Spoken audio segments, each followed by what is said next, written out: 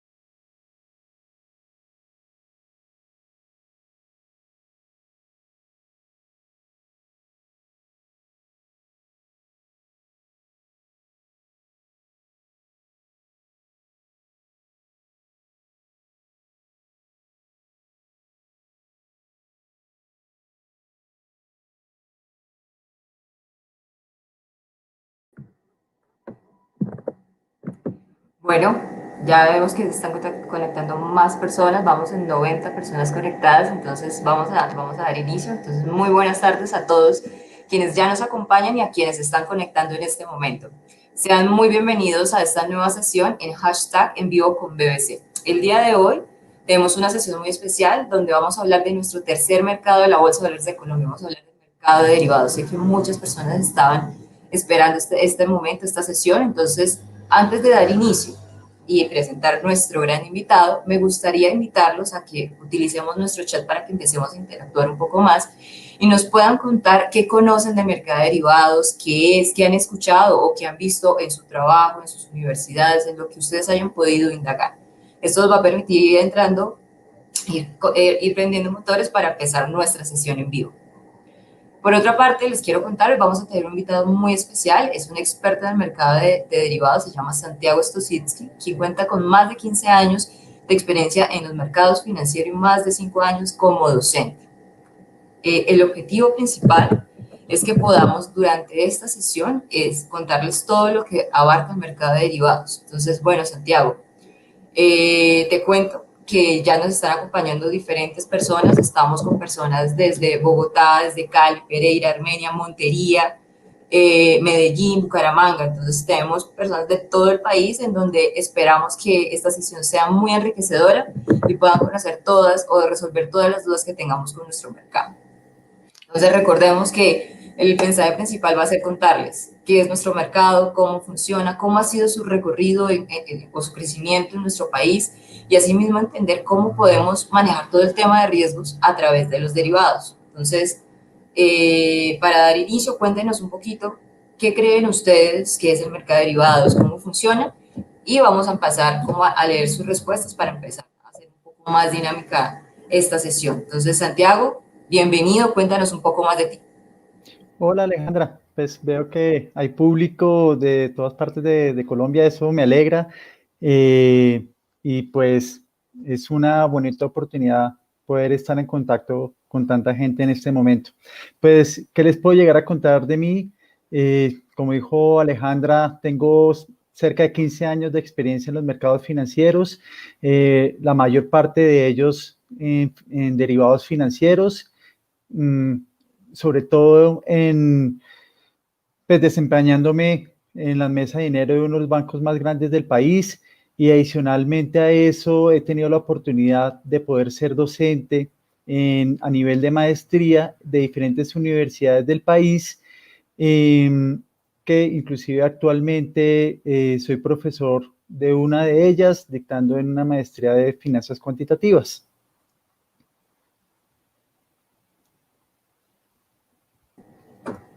Listo. Bueno, te cuento por acá, las personas todavía están como un poco nerviosas, no quieren participar mucho, pero ya por acá tenemos una respuesta de Cristian Cárdenas. Nos dice, los derivados aseguran el precio de compra o venta de un instrumento financiero en el futuro. Creo que da el derecho al tenedor, más no la obligación. Entonces, todas estas dudas vamos a empezar a descifrarlas a través de que vayamos hablando un poco más en la sesión. Y otra que quiero dejar para que la vayamos resolviendo a medida que Santiago va avanzando en nuestra sesión es ¿cuál creen ustedes que es el principal funcionamiento o función como tal del mercado de derivados? Entonces, ahorita se las vamos a dejar en el chat, pero por favor vayan contestando y hagamos un poco más dinámica toda esta sesión en donde vamos a empezar a resolver esas dudas, mitos, inquietudes que tenemos acerca del mercado de derivados. Entonces, les recuerdo. ¿Cuál es la principal función del mercado de derivados? Vayan escribiéndonos. Recuerden que acá el objetivo es que todos podamos aprender. Entonces, Santiago, todo tuyo. Muchas gracias. Pues, como lo menciona Alejandra, leyendo las respuestas que ustedes han dado a la pregunta inicial, espero poderles contestar esas inquietudes e inclusive dejarles más inquietudes para que ustedes puedan seguir investigando y poder apasionarse por este mercado que es mucho más amplio y, llamémoslo, infinito que los demás que pueden llegar a ver en Colombia. Entonces, en este momento espero puedan estar viendo la presentación que preparé, es muy corta, son apenas 3 slides, pero espero aquí abarcar todas las generalidades y todos los, llamemos, macro detalles que ustedes pueden llegar a necesitar si quieren llegar a utilizar este tipo de productos pues para ustedes. Entonces, en este caso, pues quisiera explicar qué es un mercado de derivados y pues obviamente antes de poder explicar qué es el mercado en sí de derivados, pues es necesario explicar o detallar qué es exactamente un derivado y como lo mencionó una persona del público, de la audiencia que nos está escuchando en este momento, efectivamente es un contrato entre dos partes, pues obviamente se necesita un comprador y un vendedor de ese contrato. Sin embargo, dependiendo del contrato derivado que los vamos a detallar más adelante, se va a generar un derecho o una obligación de comprar o vender ese activo subyacente, es decir, cuando yo estoy hablando de un contrato derivado, yo estoy generando, digamos, yo, Santiago, quiero comprar la acción de Ecopetrol en un futuro. En ese momento, el activo subyacente se va a referir a la acción de Ecopetrol. Entonces, primero que todo, un contrato derivado siempre va a hacer referencia a un activo diferente, digamos que se negocia en un mercado separado, y por eso se llama subyacente, porque el contrato subyace de ese activo. Pero esa no es la característica principal de un contrato derivado. Es necesario que para que se pueda considerar un contrato derivado haya una fecha en la cual se pacten entre las partes de ejecutar esa compra o venta de ese activo en un futuro. No puede ser hoy. Si es hoy, es una operación común y corriente en los otros mercados de la bolsa. Entonces, una de las características esenciales de esto es que se tiene que cumplir en el futuro. Futuro puede ser 3 días, 4 días, puede ser un mes, 3 meses, un año en el futuro. Eso es importante, pero adicionalmente yo puedo decir, listo, yo quiero comprar esa acción de Ecopetrol dentro de un año, pero falta algo, una característica importante, es decir, a cómo quiero comprar esa acción y a cómo me voy a comprometer con mi contraparte o contra la persona que está interesada en vender esa acción de Ecopetrol, a cómo está interesada en venderla. Entonces, otra de las características especiales es yo tengo que fijar en el contrato o estipular cuál es el precio al cual voy a ejercer o a cumplir ese derecho o obligación que estoy adquiriendo en el contrato. Y las otras, hay otras características adicionales que vamos a detallar más adelante, pero pues por ahora las podemos llamar como condiciones de ejercicio. Entonces, fundamental es que los contratos de derivados generan un derecho y o una obligación, es importante, puede generarse dos al mismo tiempo, de comprar o vender un activo subyacente que siempre vamos a hacer referencia, o ya sea una acción, o una moneda, o un bono, o un activo financiero, donde se está comprometiendo, se está fijando un pacto en un futuro para comprar o vender ese activo a un precio determinado. Entonces, cuando ya se fijan esas condiciones, ya podemos estar hablando de un instrumento derivado. Esas son las características esenciales que tenemos que siempre tener presentes cuando estamos hablando de derivados. Pero este solamente es el instrumento que se negocia en los mercados. Los mercados, como de pronto lo habrán visto en otras sesiones de la bolsa, siempre va a estar compuesto por diferentes agentes. Entonces, unos podrían llamar siempre, el mercado es el que acerca a los compradores y los vendedores, pero también podemos llamar agentes o clasificar a los agentes de acuerdo a las necesidades que los llevan a entrar a ese mercado. En el caso de los derivados, como me voy a adelantar posiblemente alguna de las respuestas que nos pueda estar dando la audiencia, y es, a diferencia del mercado de capitales que busca unir a los que están supervitarios de capital a los que están deficitarios y poder hacer ese traspaso de capitales para poder financiar las actividades económicas, en el mercado de derivados pasa algo similar, pero ya no estamos hablando de intercambios de capital necesariamente.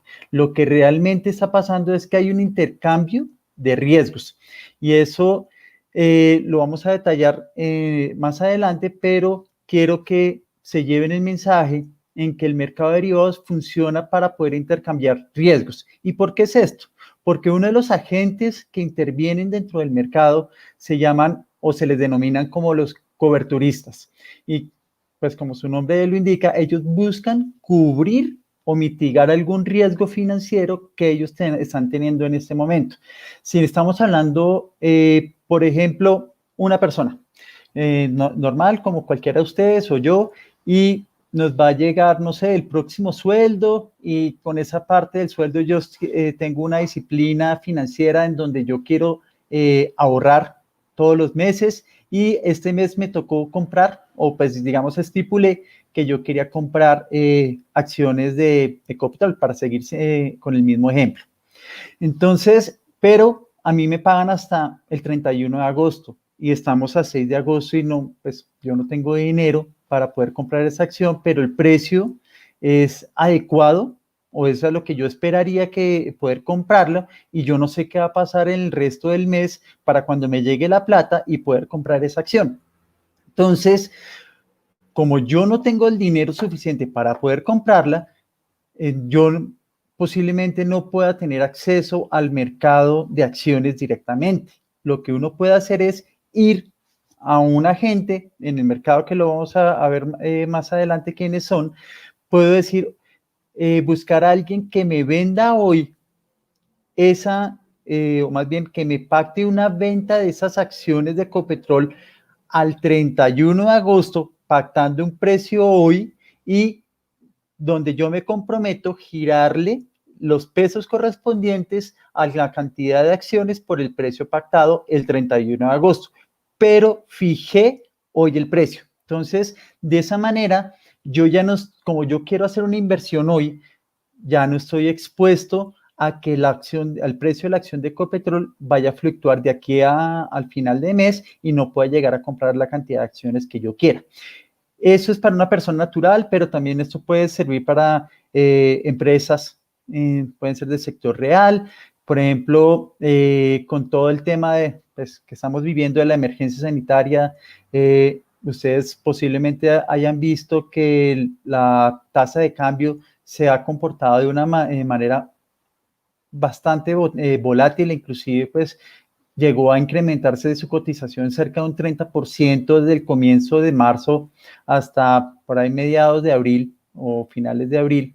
Y eso pues para, por ejemplo, los importadores que tenían algunas facturas posiblemente por pagar al exterior, pues se les encareció un producto que o ya quizás ya vendieron a unos pesos que ya recibieron o de pronto no pueden subir sus precios porque pues la competencia es muy álgida y pues quedarían fuera de mercado. Entonces, para esos casos, ese tipo de empresas pueden acceder al mercado de derivados de tasa de cambio y hacer una operación de cobertura, por eso se llaman coberturistas, en tasa de cambio y poder fijar así sus costos en términos de la tasa de cambio. Entonces, esos podemos llamarlos que son los primeros agentes. Yo podría decir que quizás son los más importantes porque son uno de las razones de ser de la existencia de este tipo de mercados, pero pues únicamente ellos no pueden existir. ¿Por qué? Porque tienen que haber necesariamente otro agente que se le denomina especulador, pero realmente este es más un término sacado de la academia, pero su función principal es proveer liquidez. ¿Qué quiere decir eso? Que si yo como cliente, como Santiago, quiero comprar esa acción de Ecopetrol hoy con cumplimiento el 31 de agosto, que en el ejemplo que les había comentado, pues yo tengo que ir y buscar a alguien que esté dispuesto a venderme esas acciones con cumplimiento a fin de mes a un precio que estipulemos hoy y que él asuma ese riesgo de fluctuaciones del precio de la acción de hoy a final de mes. Entonces, ese tipo de agentes se llaman especuladores, ya sea porque su función principal estén especulando en el comportamiento del precio de la acción o estén proveyendo la liquidez necesaria para que esos clientes coberturistas puedan acceder a los mercados de derivados. Y hay otro tipo de agentes que, pues, digamos, llamémoslos arbitradores o pues que hacen arbitraje en los mercados.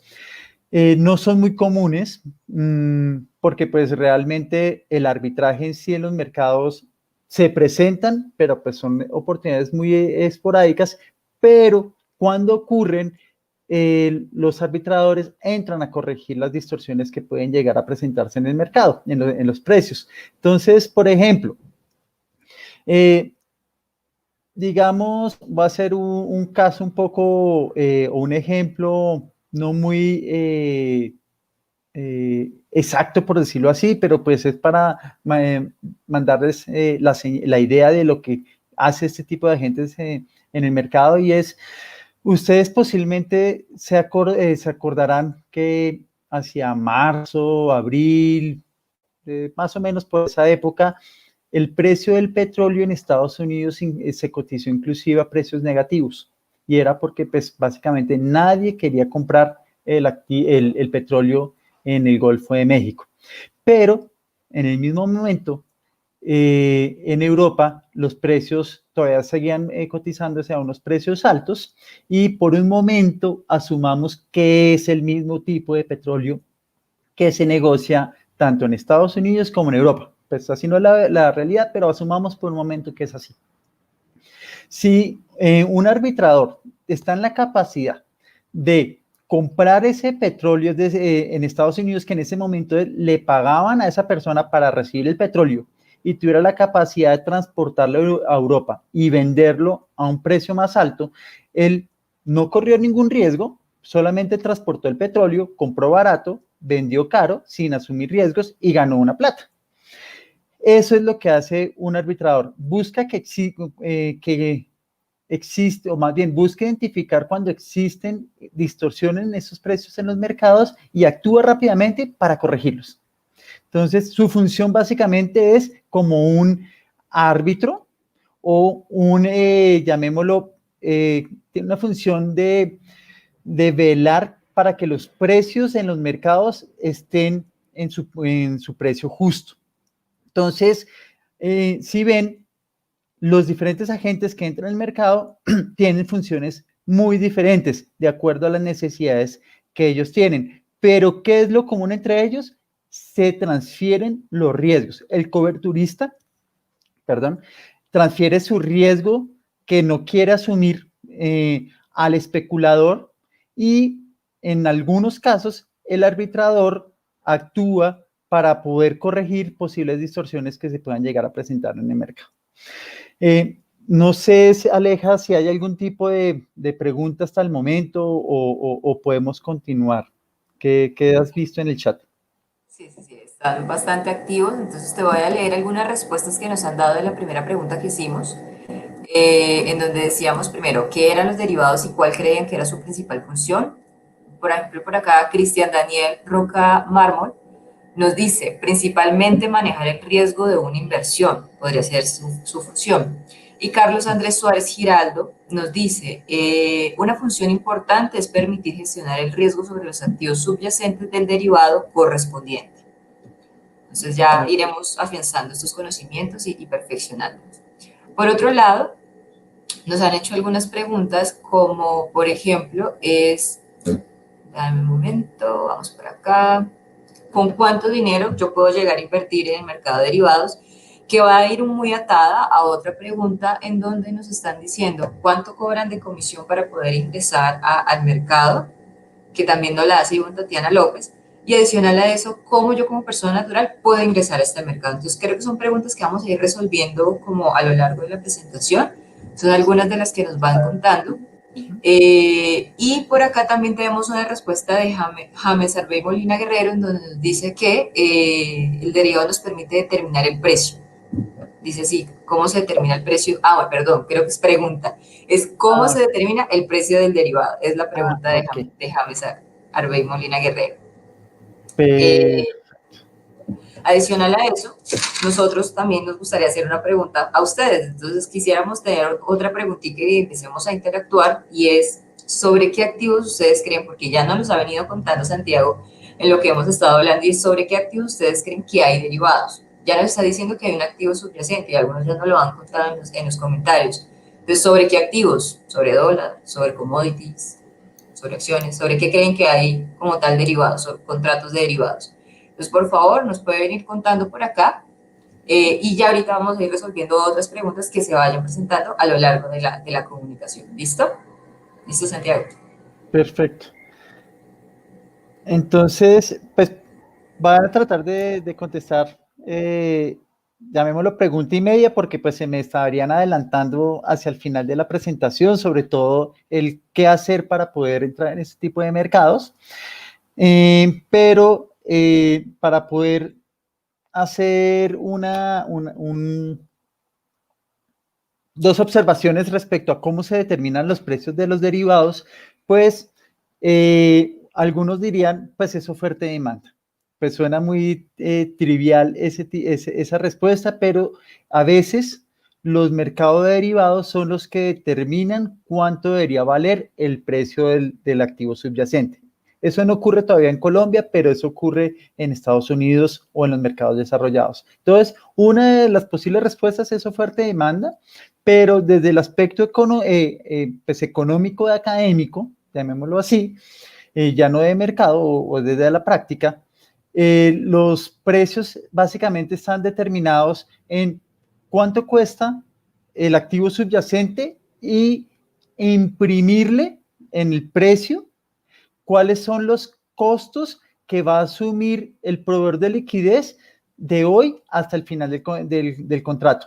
Ya de especificar cuáles son esos costos asociados a cada uno de los contratos difieren dependiendo de su naturaleza o qué tipo de activo subyacentes estamos hablando, pero básicamente todos son dentro de ese precio está impreso los costos que tiene que incurrir el proveedor de liquidez para poder ofrecer ese producto y todo basado en el precio del activo subyacente en el momento de la negociación. Pues suena muy etéreo, pero pues no alcanzamos lamentablemente a detallar en este espacio cómo se pueden llegar a determinar esos precios para cada uno de los activos subyacentes, pero lo importante es llevarse el mensaje que son los costos básicamente de mantener llamémoslas posiciones o las actividades que tiene que hacer el proveedor de liquidez para poder cumplirle al cliente. Entonces, ahora ya no me he olvidado de la otra pregunta, pero la contestaré en la siguiente, pues una parte en esta diapositiva y la otra parte en la siguiente diapositiva.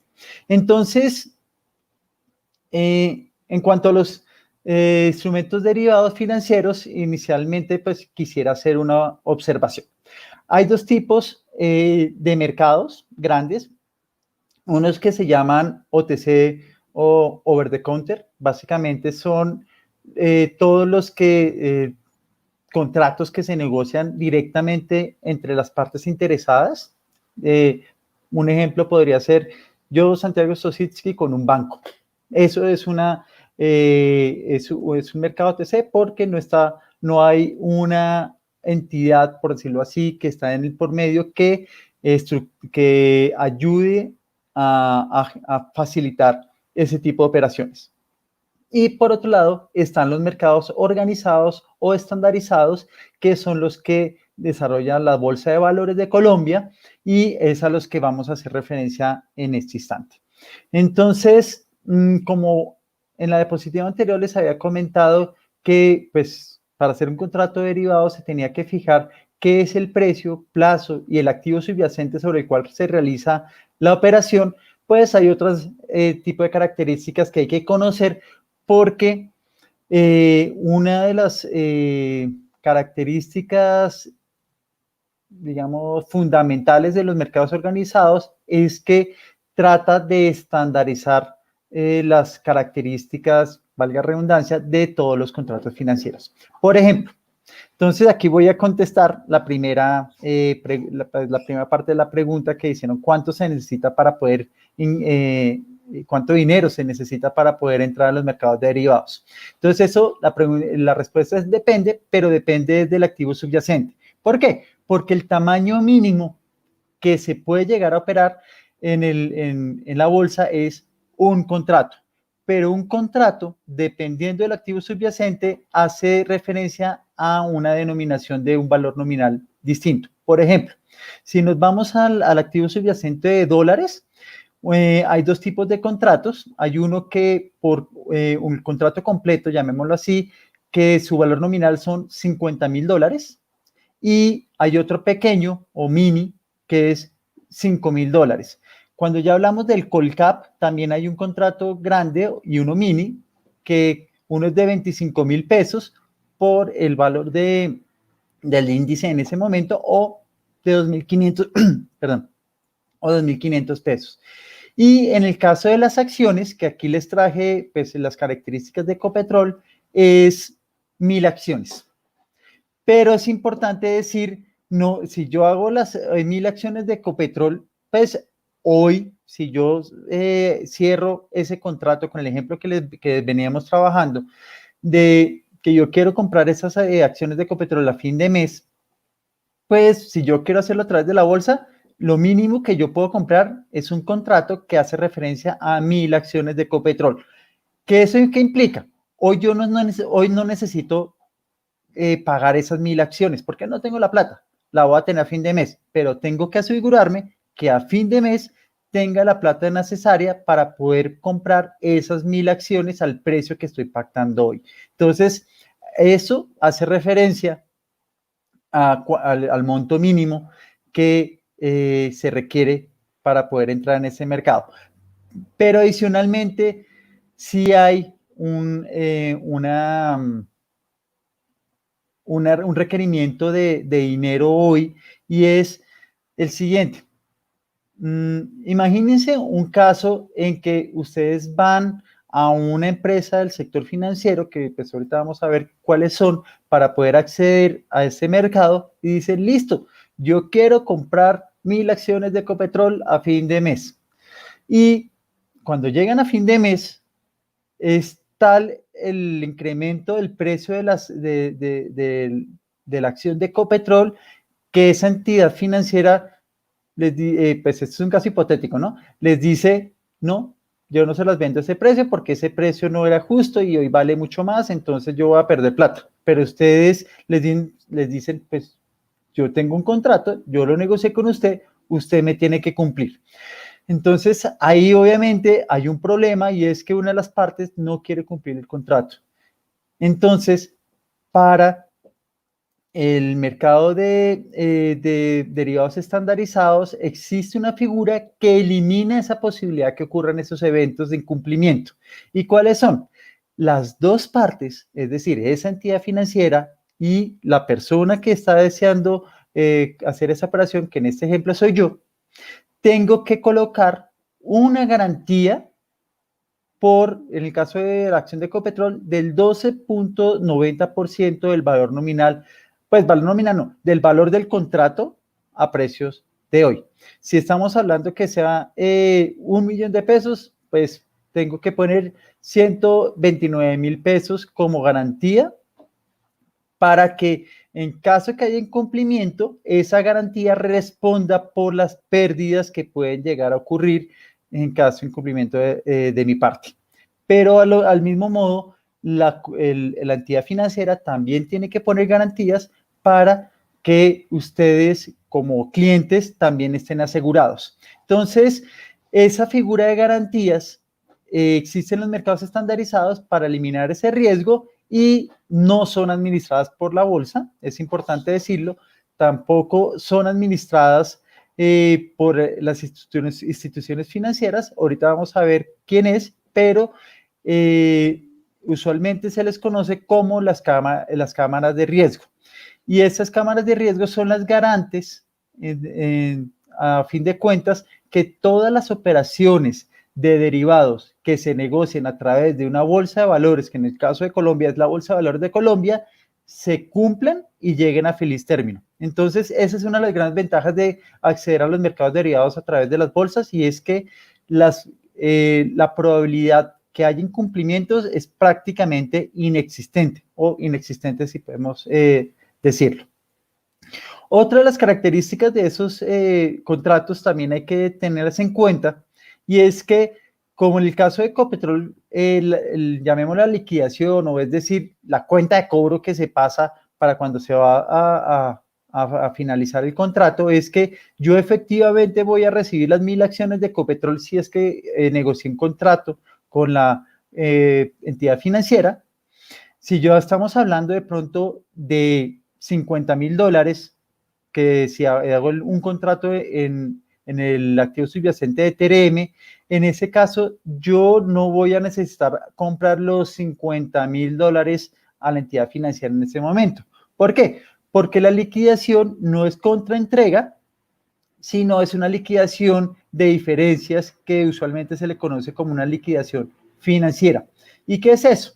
Básicamente es la resta entre el precio que ustedes pactaron y el precio de mercado del día del vencimiento. Un ejemplo, si yo hoy quiero comprar dólares, posiblemente los pueda llegar a conseguir, digamos, algo así en 3,700 pesos. Y a fin de mes, que es cuando asumamos que cerré el contrato de TRM, está a 4,000 pesos y yo compré esos dólares, a mí no me van a dar $50,000, sino me van a dar los 300 pesos que me gané, es decir, 4,000 menos 3,700 por $50,000. Entonces, a eso se le llama liquidación financiera. Pero en el caso que si hubiera sido el contrario y la tasa de cambio hubiera bajado, ya no me tienen que pagar. Yo soy el que le tengo que pagar a la institución financiera. Entonces, es importante que si uno entra en este tipo de contratos, ser consciente en que no siempre uno va a recibir dinero, sino también lo puede tener que entregar. Entonces, ahí nos viene a dos distinciones. Hay dos tipos de contratos que se negocian aquí, pues dos tipos de contratos genéricos que se negocian en Colombia, y los primeros son los llamados futuros, que es todos los ejemplos que les he dado, que no requiere un pago al inicio del contrato, solamente la constitución de las garantías, pero al final o al vencimiento del contrato, pues dependiendo cómo se haya comportado el mercado, o voy a recibir dinero o voy a tener que pagar dinero. Eso es un futuro, pero cuando es liquidación financiera. Y el otro tipo de contratos son las denominadas opciones, las opciones financieras, y que en este caso ahí sí le copio a la respuesta que dio el público al comienzo de esta presentación, y es que dan exclusivamente el derecho a comprar o vender al que compra la opción. En cambio, el que la vende está en la obligación de cumplir la operación que quiera, pues, que desee el cliente, si desea ejercerla o no desea ejercerla. Entonces, para hacer una explicación un poco simplista, por decirlo así, pero en concepto yo creo que muy familiar a todos, y es que las opciones se puede comparar con las primas o los seguros que ofrecen las entidades aseguradoras, por ejemplo, el carro. Si yo quiero asegurarme que si le llega a pasar algo al carro, ya sea que me estrello, se lo roban o pues puede ser cualquier cosa que esté cubierta por esa póliza de seguros, pues yo quiero que me respondan. Pero pues obviamente la aseguradora va a decir, listo, yo le cubro esos riesgos, pero usted me tiene que pagar una prima. Aquí sucede lo mismo en los mercados financieros. Cuando el cliente adquiere solamente el derecho de ejercer la opción cuando le conviene y no ejercerla cuando no le conviene, o sea, cuando pierde, o sea, cuando estaría perdiendo, eso requiere que el cliente le vaya a pagar una prima a la entidad financiera cuando la desee comprar. Entonces, es importante, y por eso cuánto valen los derivados, una de esas características es esta. Un futuro tiene un costo totalmente diferente de una opción, porque su naturaleza es diferente. Los futuros tienen derechos y obligaciones y las opciones solo tienen derechos. Entonces, inmediatamente, eso implica que su costo sea diferente. La modalidad de cumplimiento, pues ya se las mencioné, que es la liquidación financiera, que es básicamente la diferencia entre el precio pactado y el precio de mercado en el momento, y eso ocurre en fechas estandarizadas o cuando lo dice la bolsa. Entonces, por ejemplo, cuando son tasa de cambio, ocurre solamente los segundos miércoles, o más bien el segundo miércoles de los meses en los que existe un contrato. Cuando estamos hablando del Colcap, solamente es el tercer viernes, y cuando estamos hablando de acciones, por ejemplo, de Ecopetrol, cuando hay una liquidación con entrega, es el cuarto miércoles de cada mes del vencimiento del contrato. Entonces, como resumen, lo único que no está estandarizado en los contratos derivados en la bolsa de valores es el precio. ¿Por qué? Porque eso lo determina la oferta y demanda del mercado. Lo demás, tanto la fecha de vencimiento, la forma de liquidación, qué tipo de garantías o cuánto tengo que poner de garantías para poder operar, y el tamaño del contrato están estandarizados por parte de la bolsa. Entonces, ahí les contesté parte de las preguntas que nos han hecho hasta el momento. No sé si, Aleja, hay alguna más y podamos contestar en la siguiente diapositiva.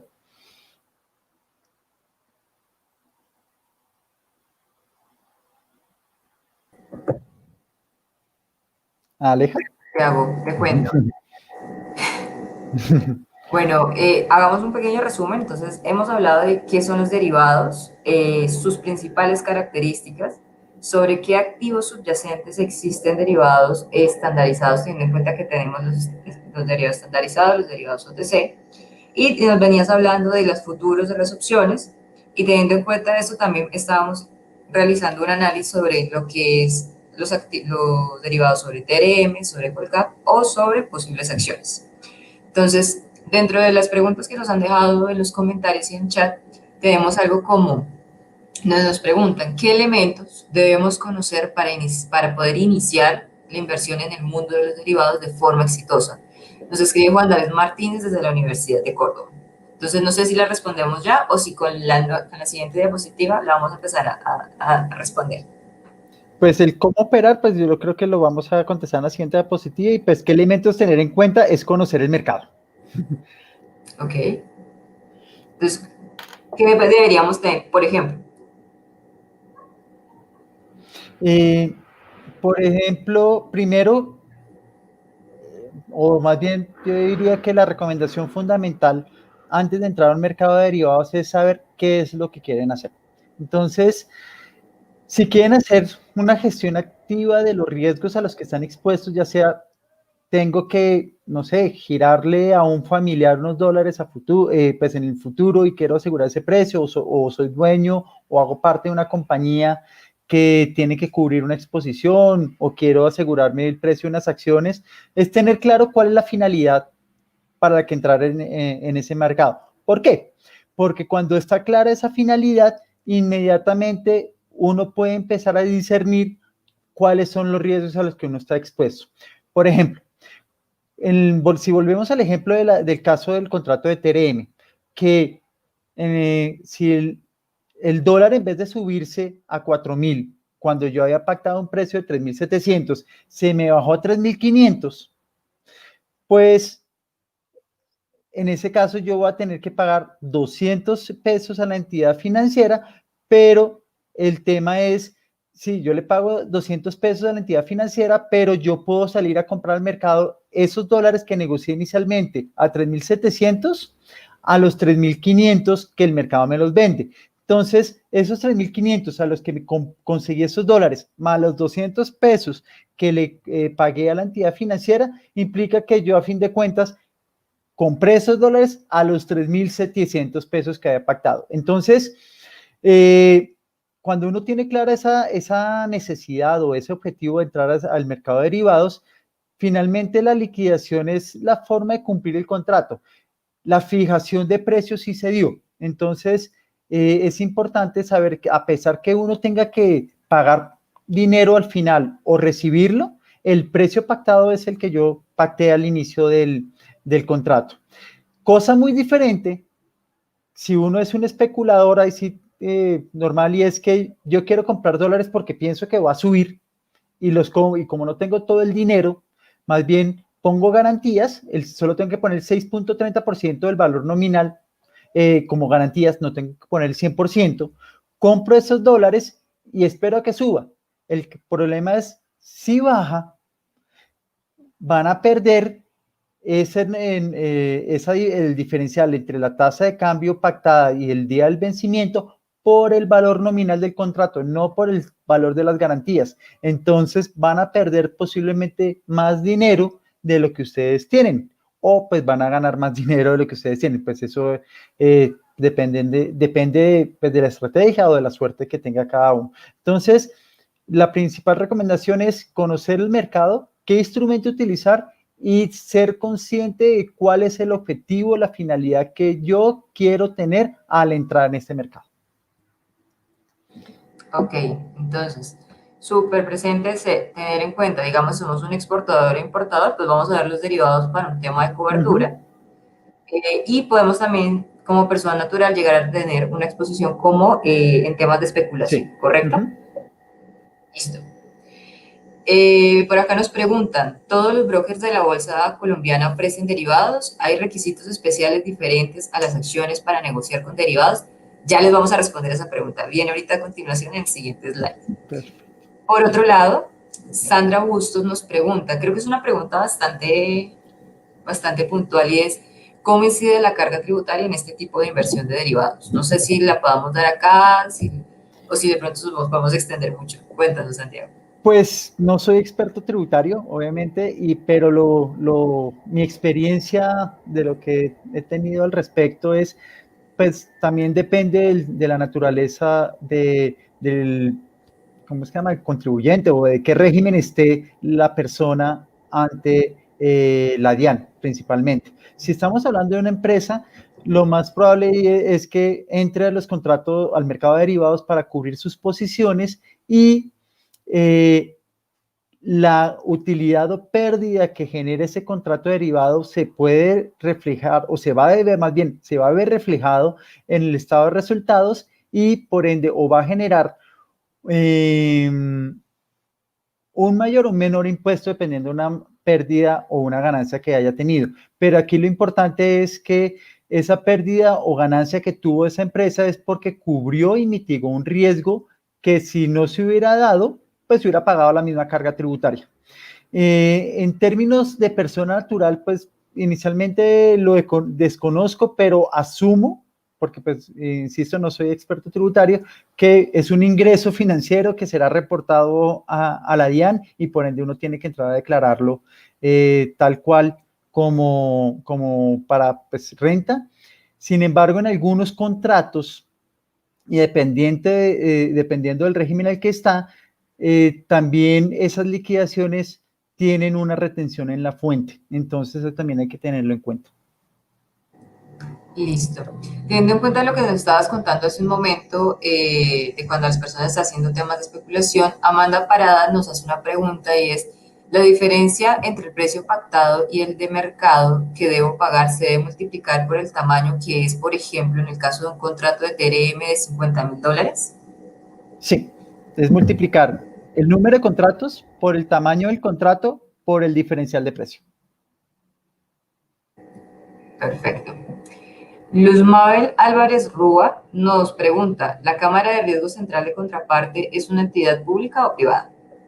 Pues creo que ahorita le íbamos a poder contestar, pero hace parte del grupo de la bolsa, o sea, la bolsa es accionista de la Cámara, como también otras entidades financieras y otros accionistas, entonces es una entidad privada, pero es vigilada por la Superintendencia Financiera de Colombia.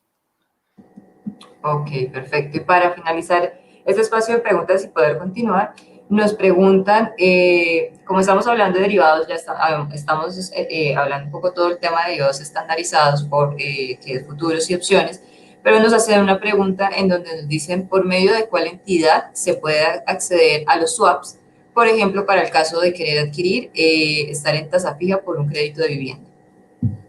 Ok.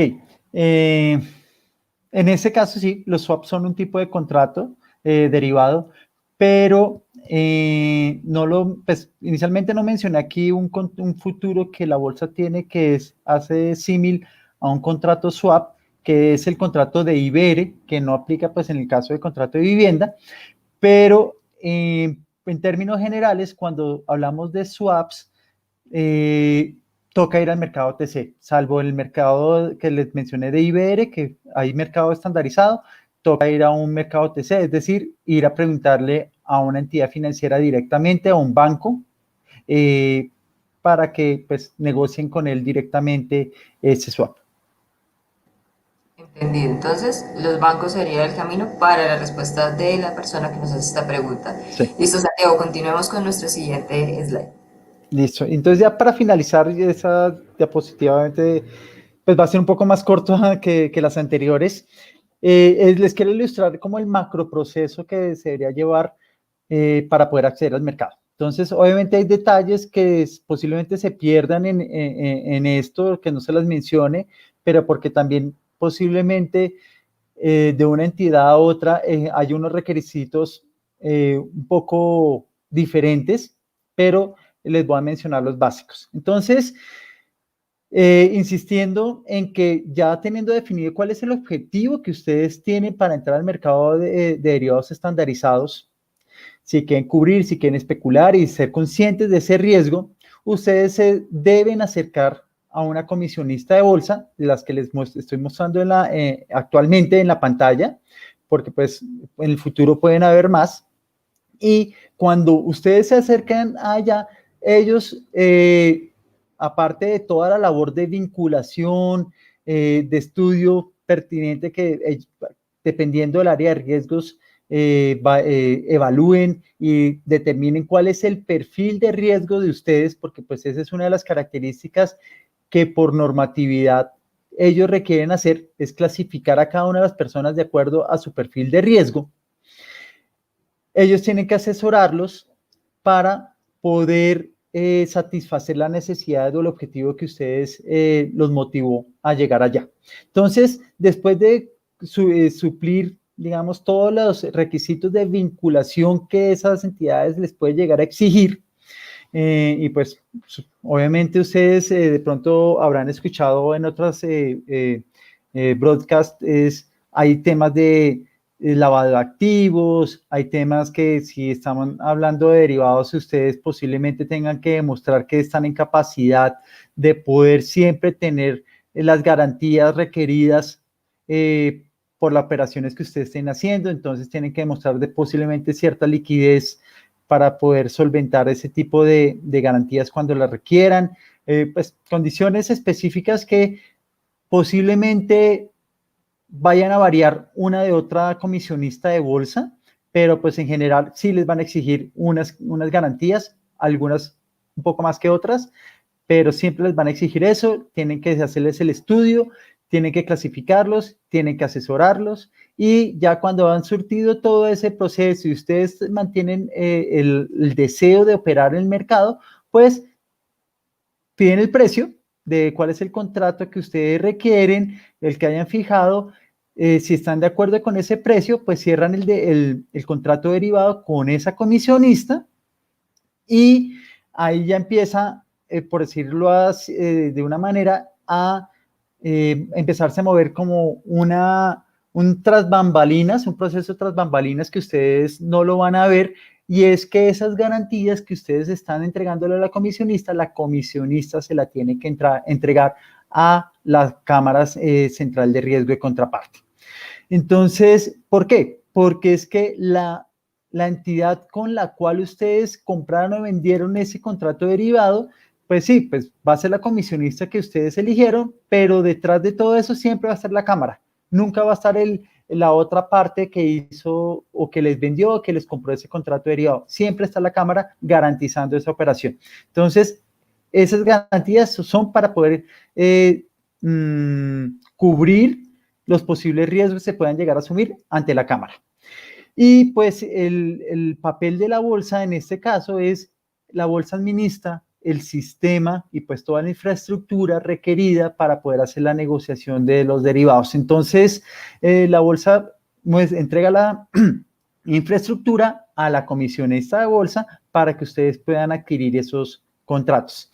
En términos de comisiones, pues no hay unas comisiones estándar de lo que puedan llegar a cobrar esas, pues cualquier comisionista, porque eso también va a depender del tipo de cliente que son, del nominal o del monto que vayan a operar y pues otros tipos de características que ellos tengan en su clasificación de los clientes. Entonces es difícil nombrarles cuál es el valor que les van a cobrar, pero pues obviamente siempre van a estar en la potestad de poder hacer una comparación entre las diferentes comisionistas, a ver cuál es la más adecuada para ustedes, ya sea en términos de asesoría o temas de costos u otros factores que ustedes quieran sientan que son relevantes para poder satisfacer las necesidades que los motivó llevar allá. Listo, Aleja, eso era lo que les tenía presentado para hoy. No sé si hay unas preguntas finales o podemos aclarar todas las preguntas de los que están hoy escuchándonos. Listo, Santiago. Por este momento no hay más comentarios. Quisiera hacer, si nos tienen preguntas, por favor, déjenlas en el chat.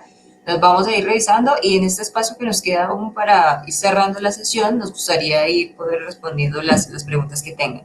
Entonces, para finalizar, debemos tener en cuenta que cualquier operación que realicemos en el mercado de capitales la vamos a hacer a través de una entidad que se llama Sociedad Comisionista de Bolsa. Allí nos vamos a poder acercar y dependiendo de nuestro perfil de riesgo, pues nos van a empezar como a clasificar, ¿cierto, Santiago? Sí.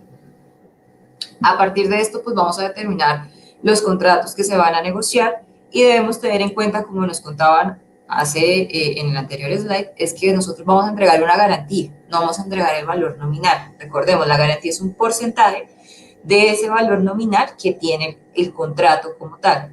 ¿Vale? Entonces, para que lo tengamos súper presente. Pero esta garantía va a ir como tal a la Cámara de Riesgo Central de Contraparte, que es lo que nos va a cubrir los posibles riesgos que podamos presentar en este mercado, ¿cierto?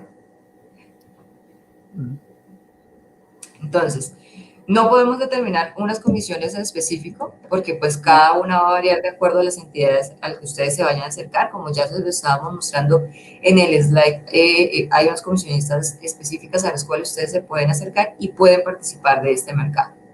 Entonces, por acá Luz Mabel Álvarez nos pregunta, ¿cuál es la diferencia entre comisionista de bolsa e intermediario financiero? ¿Son lo mismo?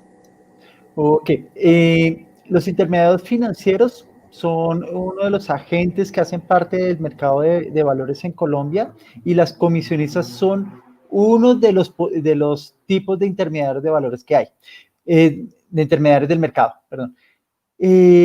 Pero el comisionista, la diferencia de posiblemente de los demás es que, como su nombre lo indica, hay un contrato de comisión de por medio. Entonces, la comisionista siempre va a obrar en contrato de comisión, es decir, velando por la mejor ejecución y velando por las necesidades que ustedes tienen. Por eso el deber de asesoría, que otros intermediarios financieros no necesariamente tienen esas obligaciones. Entonces, por ejemplo, un banco es un intermediario financiero, pero no tiene estas obligaciones que les dije, y por eso tampoco en algunos casos les puede llegar a ofrecer todos los contratos derivados que se negocian por la bolsa.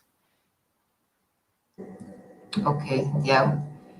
Por acá nos preguntan, creería que antes de ir allá nos están preguntando desde Uniremito, ¿el comisionista le da algún tipo de crédito al cliente mientras se pagan los llamados a margen? Pues creería que primero tendremos que entrar a qué es un llamado a margen. Entonces, bueno, si primero los llamados a margen es, retomando un poco lo de las garantías que mencionamos anteriormente, dependiendo de los movimientos de mercado, hay momentos o hay casos en que esa garantía ya no es suficiente para poder soportar la operación que ustedes contrataron o pues, se comprometieron con la entidad financiera. Entonces, ellos están en deber de pedirles a ustedes que vuelvan a constituir garantías, que ese es el llamado a margen, para poder llevar el nivel de garantías al nivel inicial. Entonces, el tema de si les dan crédito o no, pues eso ya va a depender de cada comisionista, pero pues inmediatamente yo, en mi experiencia, les voy a decir, ellos no están en capacidad de darles crédito porque no son entidades de crédito, son comisionistas de bolsa, pues pueden tener figuras para poderles ver cómo pueden llegar a manejar la liquidez de esas llamadas a margen, pero crédito en sí, ellos no están autorizados para darlo. Entendidísimo. Hay una pregunta que he visto que se mueve bastante y es, ¿una comisionista de bolsa es igual a un broker? Porque como a veces escuchamos en las películas brokers, entonces, o en internet, vemos muchos temas como brokers. ¿Una comisionista es igual a un broker? No, pues al menos en la regulación colombiana no, porque un broker no es un intermediario financiero, es un proveedor de infraestructura, así sean personas hablando por un teléfono, son, llamémoslo, la competencia de la bolsa de valores.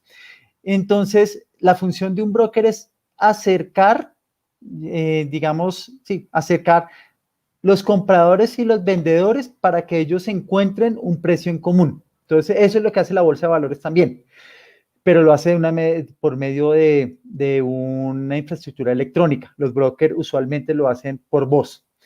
Una comisionista de bolsa es una de esas partes interesadas en comprar o en vender, dependiendo del interés del cliente. Entonces, las comisionistas, dependiendo del activo que estén negociando, o pueden ir a un broker o pueden ir a la bolsa para poder conseguir los precios que requieren para el cliente.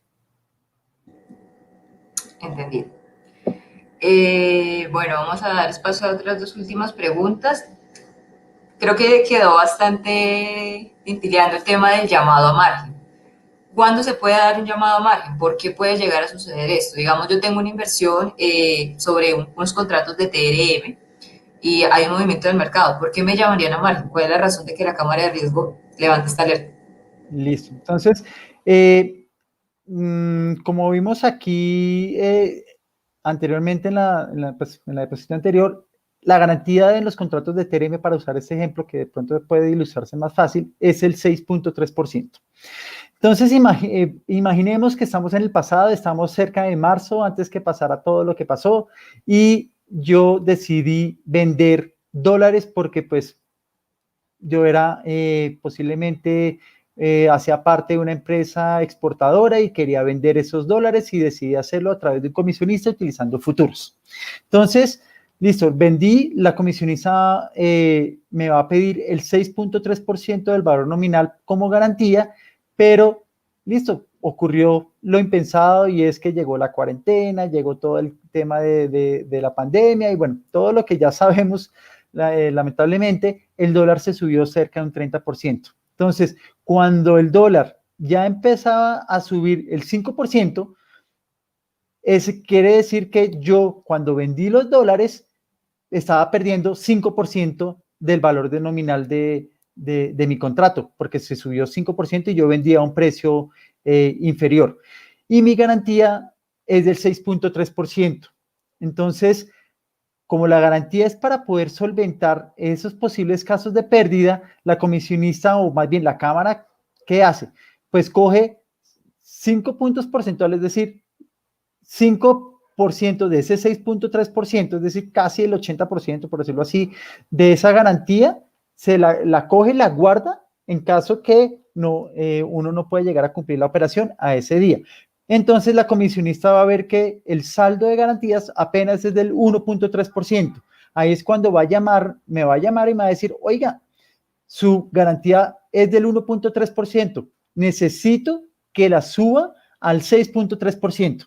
Entonces, apenas recibo esa llamada, eso dependiendo de la comisionista, pero usualmente es máximo 24 horas después, tengo que entregar el dinero suficiente para poder otra vez llevar esas garantías de nuevo al 6.3% o al nivel que la comisionista me solicite. Ese es el proceso de llamado al margen. Ok, entendido. Entonces es una forma, es la medida como la cámara utiliza para poder cubrir ese posible riesgo, teniendo en cuenta pues lo que está sucediendo en el Sí. mercado. Bueno, para ir finalizando, nos preguntan, una vez uno se acerca a una comisionista, está tanto la opción de inversión individual a título propio como la opción de dejar las decisiones de inversión a expertos dentro de la comisionista, ¿verdad? Creo que acá hacen preferencia un tema de day trading y pues de lo que es el canal tradicional. Pues ahí sí, siempre van a estar los dos vehículos. Si uno, hay también, o sea, hay varios elementos que hay que considerar. Uno, siempre tiene que haber un deber de asesoría por parte de la comisionista de bolsa, eso es por regulación, pero dependiendo de la clasificación que la persona tenga de acuerdo a unas condiciones estipuladas en esa misma regulación, uno puede desistir o no desistir de esa asesoría. Entonces, dependiendo de eso, entonces uno siempre debe tener la posibilidad de estar en contacto con, así sea uno opere por e-trading o cualquier tipo de plataforma, uno puede llegar a tener algún tipo de contacto con un asesor de la entidad financiera.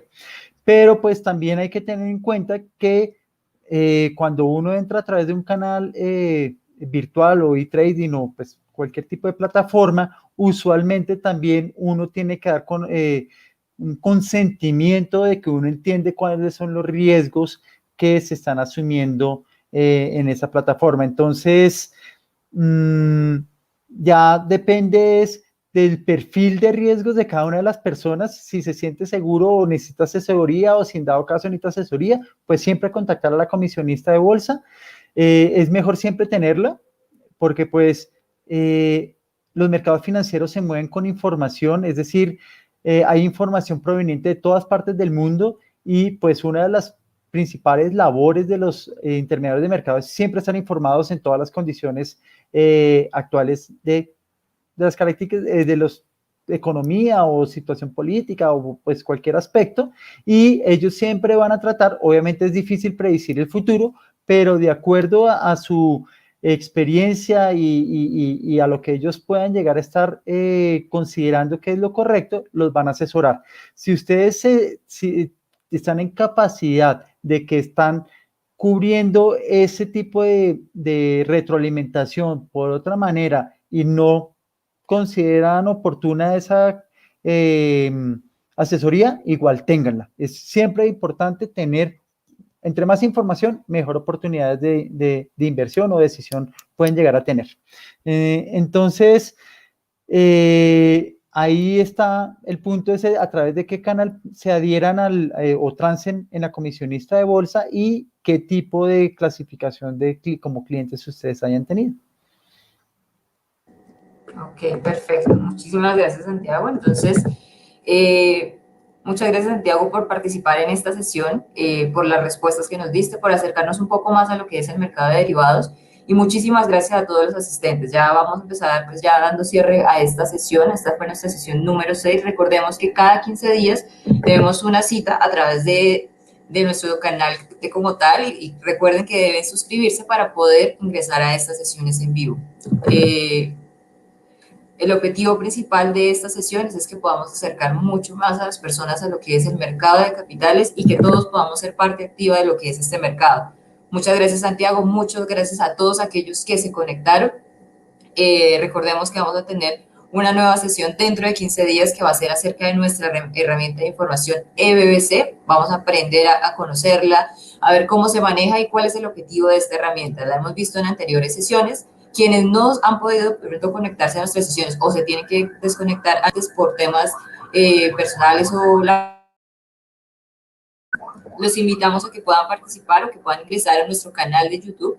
Ahí van a buscar Bolsa de Valores de Colombia y van a encontrar las sesiones que hemos realizado a la fecha. Adicional a eso, venimos desarrollando un tema de blogs que los invitamos a que puedan, por favor, leerlos, que es www.elvalordecolombia.com. Allí van a poder leer todos estos blogs donde tenemos diferentes temas de cómo invertir en bolsa, en acciones, en derivados, que es el mercado de renta fija, que fue nuestra sesión anterior. Y aquellas personas que quieran hacer parte activa del mercado, que quieran participar como inversionistas profesionales, los invitamos a que se sigan capacitando a través de www.tiendabbc.com. Muchas gracias por haber participado y por haber asistido.